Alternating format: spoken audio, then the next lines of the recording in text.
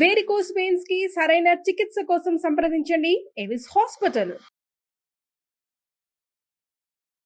నమస్తే రమగారు. నమస్తే జయ. రమగారు, మంచి చందమామ కథ ఒకటి చెప్పండి. చిన్న కథ చెప్దామా? పూర్వం ఒక రాజుగారు ఒక ఆయన ఉండేవాడు. ఆయన ఎప్పుడు దిగులుగా ఉండేవాడు, చాలా దీనంగా మొహం పెట్టుకునేవాడు. జనాలకు అర్థమైంది, ఎందుకు ఇంత దిగులుగా ఉంటాడు ఈయన, అంత దిగులు పడ్డానికి కారణం ఏమిటో తెలియదు. అది రాజు తాతండ్రుల నుంచి వచ్చిన రాజ్యం, ఏదో పిల్లలు వాళ్ళు వీళ్ళు ఉన్నారు, రాజ్యం సుభిక్షంగా ఉంది, అన్నీ బాగానే ఉన్నాయి. ఆయన ఇట్లా ఉండేవాడు, సూరమంటూ ఏమిటో ఏమిటో ఏమిటో అనుకునేవాళ్ళు. ఆయన దిగులుగా ఉండటానికి ఒక రహస్యం ఉంది. ఆ రహస్యం ఆయనకి క్షవరం చేసేటువంటి మంగలి అప్పన్నకి మాత్రమే తెలుసు. జుట్టు కత్తిరించేటప్పుడు ప్రతి నెల అప్పన్న అది చూస్తాడు. ఏమిటంటే రాజుగారికి చెవులు గాడిద చెవులు ఇట్లా ఉంటాయి ఆయనకి. అయితే ఆయన ఏం చేసేవాడు, మామూలుగా అయితే గడ్డం చేయడానికి వీడు రోజు విడిచి రోజు వచ్చేవాడు, తలపని చేయడానికి నెలకోసారో 2 నెలలకోసారో. అప్పుడు ఈ కిరీటము, ఈ జుట్టు కవర్ చేసిన జుట్టు అంతా వెనక్కి తీయాలి కదా, అది కవర్ చేసేలాగా హెయిర్ కట్ చేసి పెట్టేవాడు. ఈయన ఎక్కువగా కిరీటం పెట్టుకునేవాడు. పగటిపూట ఎవరికి తెలిసేది కాదు. ఆ రాత్రిపూట ఏమిటంటే వాళ్ళ అప్పుడు దీపాలు అవి తక్కువ కదా, అంత రాత్రిళ్ళు ఎవరికైనా తెలుసుకునే అవకాశం ఉండేది కాదు. ఆయన తలపాగాతోటి వాటితోటి కవర్ చేసుకునేవాడు, ఎవరికైనా తెలిసిపోతుందేమో అని దిగులు. ఓహో. అయితే ఇలా కొద్ది రోజులు చాలా కాలం గడిచాక ఆయనకి ఏమనిపించిందంటే, ఎవరికి తెలుస్తుంది, ఊరికే నేను ఎందుకు దిగులు పడుతున్నాను, అక్కడి నుంచి వీళ్ళు ఈ పురోహితులు తర్వాత మంత్రులు, మీ దిగులుకి కారణం ఏమిటి, మీరు ఇలా మనసు బట్టి ఇదవటానికి ఏమిటి, ఎప్పుడు దిగులుగా ఎందుకుంటారు, మీ దిగులు ఏదో మాకు చెప్పండి అని అడుగుతూ ఉంటే, చెప్పండి అంటే వీడెవరికైనా చెప్తాడేమో అని ఒకరోజు ఏం చేశారు, వాడు జుట్టు కత్తిరించడానికి వచ్చినప్పుడు, అరే మా అప్పన్న, నా చెవులు గాడి చెవులని ఎవరికీ తెలీదు, ఎవరికైనా తెలిసింది ఏంటి అది నీకు, నువ్వు నీ వల్ల నీకే తెలుసు, నువ్వు నీ వల్లే బయటికి తెలియాలి, కాబట్టి ఎవరికైనా చెప్పేవో జాగ్రత్త, చంపేస్తాను అన్నాడు. అప్పటిదాకా అప్పన్న క్యాజువల్గా తీసుకున్నాడు, వాడికి తెలుసు చిన్నప్పటి నుంచి రాజుగారికి కాడ చెప్పద్దు అనగానే కడుపులో ఉబ్బరం వచ్చేస్తుంది, ఎవరికైనా అంతే కామన్. అది ఎవరికి చెప్పకూడదంటే, ఎవరికి తెలియని ఒక రహస్యం నాకు తెలిసి అనిపిస్తుంది, పిల్లలకు కూడా ఇప్పుడు చెప్పేద్దామా అని ఉంటుంది. అక్కడి నుంచి అన్నం వరటం మానేసింది వీడికి, కడుపు ఉబ్బరం. అక్కడి నుంచి వాళ్ళ ఆవిడ రోజు తినేదే తిన్నావు, ఎందుకు ఏమిటి నువ్వు ఎందుకున్నావు ఇట్లా, ఆ మొహం అట్లా పెట్టుకుంటావేమిటి ఆవదాగినట్టు, ఎందుకు అట్లా ఉన్నావు అని ఓహో నిలదీసింది, అడిగింది, అసలు ఏమైనా ఉందా విషయం, ఏదైనా దాస్తున్నావా మనసులో పెట్టుకుని, నాకు చెప్పు, నేను ఎవరికి చెప్పను. సరే ఇక అన్నం అరగటల్లా వీడు రాజుగారు బాగానే ఉన్నారు ధైర్యంగా, ఎందుకంటే అప్పిగాడిని బెదిరించా, వాడు ఎవరికి చెప్పడు అని ఈయన కొంచెం యాక్టివ్గా కనపడటం మొదలెట్టాడు. జనమంతా అబ్బా పర్వాలే రాజుగారు బాగున్నారు అనుకున్నారు, రాజుగారి నీరసం అంతా అప్పిగాడికి వచ్చింది. వీడేం చేశాడు, ఒక వారం చూశాక డాక్టర్ దగ్గరికి పోయేసరికల్లా డాక్టర్ అన్నాడు, ఏమిటి నాడైతే బాగానే ఉంది, నువ్వు తింటున్నవేవో మీ ఆవిడ లిస్టు చెప్తోంది, అవి అరక్కపోవటం అంటూ లేదు, నువ్వు తినే తిండి ఎంత, నువ్వు చేసే పని ఏమిటి, ఏదైనా రహస్యాన్ని తెలుసుకున్నావా, దాన్ని దాచిపెట్టావా, గుర్తించాడు అని అడిగాడు డాక్టర్. నీ మనసులో ఉంది, నీ సమస్య పొట్టలో లేదు, మనసులో ఉంది, రహస్యం అంటూ ఉంటే ఓ పని చేయి, ఎవరో ఒకళ్ళకి చెప్పేసి ఈ బాధ తీరిపోతుంది. అంటే ఎవరికి చెప్తానండి, ఎవరికైనా చెప్తే తలకాయ పోతుందండి అన్నాడు.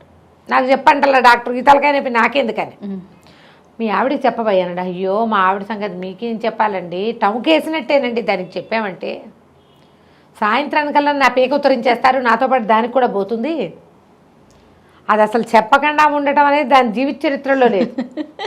మా ఆయనకి కడుపుబ్బరామని ఇప్పుడు 1,00,000 మందికి చెప్పింది, కుదరదండి అన్నాడు. ఎవరో ఒకళ్ళకి చెప్పాలిరా నాయన, నీ జబ్బు ఇంకోలా తగ్గదు, చెప్పి తీరాల్సిందే, అంతే నీ సంగతి. సరే వీడు 10 రోజులు తిరిగాడు, ఇటు అయిపోయాడు. ఇంకా అన్నం సాయించిన అన్నం అరగటల్లా, నిద్ర పట్టదు, చెప్పకూడదు, ఏ నిద్రలోనో వాగేస్తానేమోనండి భయం, పెళ్ళాం వినేస్తుందని టెన్షన్, అందుకని అది నిద్రపోయేదాకా వీడు పడుకునేవాడు కాదు. ఇంకా నీరసం రాదు, ఓపిక లేని వాడికి నిద్రే ఆహారం. అవును, ఆ నిద్రపోకపోతే వాడికి మందు పనిచేయదు. ఇంకా సరే ఏం చేశాడు, రాజుగారికి పనిచేసి తిరిగి వస్తుంటే కొంచెం ఈ చల్లగాలి పోసుకుందామని వచ్చే దారిని కాకుండా అడవి దారి వైపుకి వెళ్ళాడు. వెళ్తే అడవి దారిలో ఒక పెద్ద బ్రహ్మాండమైన పుట్ట ఒకటి ఉంది, పాములు లేవు, చీమలు పెట్టిన పుట్టే బోలుగా కనపడుతోంది. సరే ఏమనుకున్నాడు, ఎవరో ఒకరికి చెప్పేయాలంతే. చకచకా వెళ్ళి ఆ పుట్ట దగ్గర చప్పట్లు తట్టి చూశాడు, దాని నేలను తన్ని చూశాడు, ఏమీ పాములు లేవు, అన్ని వాక్యాలు పోయినాయి. పాములు ఉండాలి, చీమలు పెట్టిన పుట్టలో పాములు ఉంటాయి, చీమలు లేవు, పాములు లేవు.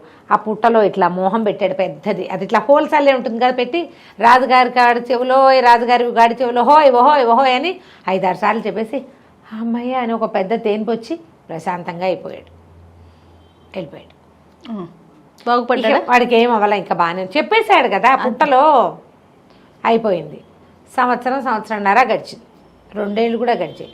రాజుగారు కులాసాగానే ఉన్నాడు, అప్పలకొండ కులాసాగానే ఉన్నారు, బాగుంది. అయితే ఏమైంది, తర్వాత సంవత్సరం మరుసటి సంవత్సరం బ్రహ్మాండమైన వాన పడి, బాగా వానలు విపరీతంగా పడి ఈ మహావాల్మీకంలాగా ఉండే పుట్ట సాగపడికి పైగా కరిగిపోయి ఆ పుట్టలోంచి దాని లోపల అడుగున ఎక్కడో ఉన్న వెదురు మొలిచి పెద్ద వెదురు చెట్టు అయింది. అది వెదుర్ల దగ్గరే పుట్టొచ్చింది, ఆ పెద్ద మొక్క చచ్చిపోయింది. ఈ వర్షం బాగా పడి పుట్ట నానిపోయి ఆ లోపల ఉన్న మొలక పెద్దదైపోయింది. వెదుళ్ళు సడన్గా వస్తాయిట, పెద్ద పెద్ద పెద్ద పొదగా అయింది. తర్వాత 2 ఏళ్ళు 3 ఏళ్ళకి రాజుగారు పెద్ద సభాభవనం ఒకటి కట్టించారు. అందులో సంగీత కచేరీలకి వీర చాలామంది పిలిచారు. పై ఊళ్ళ నుంచి కూడా ఎంతమందో వచ్చారు వాద్య కచేరీలకి. అక్కడలో ఒక సంగీత విద్వాంసుడు ఒక మంచి వేణునాదం వచ్చు ఆయనకి.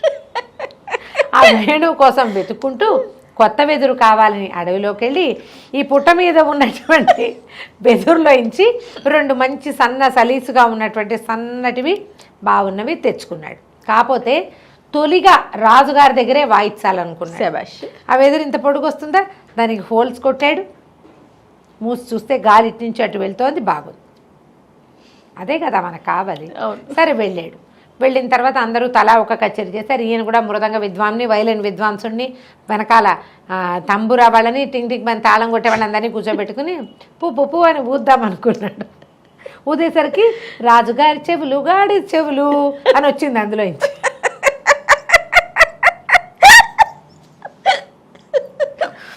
నిర్కాంతపోయాడు. నేను ఒకటి పోతుంటే కళ్యాణ్ రాగాని బదులు గాడి చెవులు వస్తాయి ఏమిటో తెలియదు ఆయనకి. మళ్ళీ ఉఫ్ ఉఫ్ ఉఫ్ అని ఊదాడు. ఊదినప్పుడల్లా రాజుగారి చెవులు గాడి చెవులు, రాజుగారి చెవులు గాడి చెవులు. ఈయన ఏ రాగంలో ఊద్దామనుకున్నాడో ఆయా రాగాల్లో కళ్యాణి, మోహన, కరహరప్రియ అన్ని రాగాల్లోనే రాజుగారి చెవులు గాడి చెవులని పాడుతుంది. అది ఈయన పాడే స్వరం ఏం రావటల్లా, సౌండ్ మాటే వస్తుంది. రాజుగారి చెవులు గాడి చెవులు. రాజుగారే ఎవడరా వాడు నరిచి కేకలు పెట్టాడు. వీటిని నిర్కాంతపడ్డాడు. ప్రభు నాతో అందరూ వినేశారు సభాభవనంలో. నాకేం తెలియదండి, నేను ఈ ఫ్లూట్లో ఉంది, ఇది ఊతుండే, ఏది ఇటివు అని ఆయన లాక్కున్నాడు. నేను ఊతాను, నువ్వు దుర్మార్గుడు అని పప్పు అని ఆయన ఊతాడు. ఆయన రాజుగారి చెవులు గాడి చెవులు అని వచ్చింది. ఆయన కోపం అంతా అందులో వినపడుతుంది అన్నమాట. అక్కడి నుంచి మంత్రి గారు ఆశ్చర్యపోయి, నిజమా, అదేంటండి, వీడే ఏదో వేషం వేస్తున్నాడు అనుకున్నాను. ఆయన ఊదాడు, సైన్యాధ్యక్షుడు ఊదాడు, పురోహితుడు ఊదాడు, రాణిగారు కూడా ఊదింది. ఎవరు ఊదితే వాళ్ళ గొంతుతో, వాళ్ళ ఎక్స్ప్రెషన్తో రాజుగారి చెవులు గాడి చెవులు. బాగుంది. మూలగా నుంచి అప్పికొండ నిర్ఘాంతపోయాడు. అప్పుడు మరి ఏం చేస్తాడు అప్పలకొండ? నోరు మూసుకొని నుంచున్నాడు. ఏం చేయాలో తెలియలే. రాజుగారికి ఏమంటే అందరికీ తెలిసిపోయాక ఇంకెందుకు, ఆయన కిరీటం తీసి పక్కన పెట్టాడు. చాన్నాళ్ళుగా వీటిని కవర్ చేయలేక చచ్చిపోతున్నాను. అప్పటికి 100 సార్లు రాజుగారి చెవులు గాడి చెవులు అని విన్నాక నిజంగా గాడి చెవులు చూస్తే, ఓ గాడి చెవులా అంటారు. గాడి చెవులు అని ఆశ్చర్యపోరు కదా. 100 సార్లు విన్నాక క్యాజువల్గా ఉంటాయి అవన్నీ. అందరూ ఆ మామూలుగా చూశారు. వినకపోతే ఒకసారి వింటే కొంచెం ఆశ్చర్యం, వినకపోతే బాగా ఆశ్చర్యం. విన్నాక కొంచెం బాగా వినేసాక ఏముండదు, అంతే. ఫస్ట్ టైం విన్నప్పుడే షాకింగ్, అంతే. ఏ విషయమైనా అంతేగా. ఇంకా దీన్ని కవర్ చేయడం ఎందుకు, అప్పన్నా రేపొద్దున వచ్చి చెవుల మీద జుట్టు కత్తిరించారు, ఆ విసుగొస్తుంది జుట్టు భరించలేక అన్నాడు. మర్నాడు అప్పలకొండ వణుకుంటూ వచ్చాడు. రాజుగారు కులాసాగా ఉన్నారు. హాయిగా డిప్పకటింగ్ చేయించుకుని చక్కగా ప్రశాంతంగా గాడి చెవులను అందరికీ చూపిస్తూ తిరగడం మొదలుపెట్టాడు. అసలు అప్పని తడకపోతే ఇష్యూడే లేదు, భయపెట్టకపోతే వాడు ఊరుకునేవాడు. అతను క్యాజువల్ గా తీసుకుంటాడు. రాజుగారు అందరి చెవులు ఇలాగే ఉంటాయి, రాజుగారు అంటే ఆ మాత్రం చెవులు ఉండాలనుకునేవాడు పాపం. బెదిరిచ్చేసరికి వచ్చిందనమాట. కథ కంచికే మనం ఇంటికి. చాలా బాగుంది రమ్మగారు. నమస్తే.